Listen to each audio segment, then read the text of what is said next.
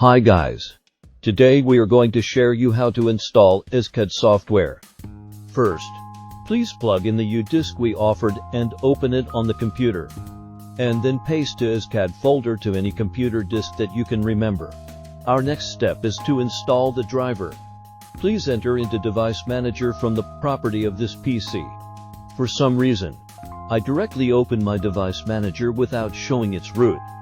Now we just find USB LMC from other devices and right-click it to select Update Driver. Then here comes a new window. We click Browse My Computer for drivers and find the Ezcad folder which you pasted 1 minute ago.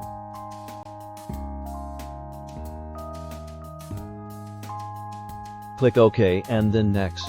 We just wait for it to install. It is OK now.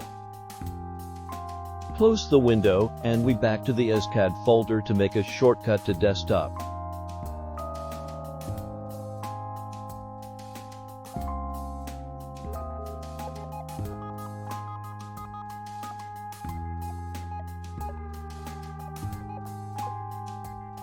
Now we can enter the program by double-clicking Ezcad and selecting I agree.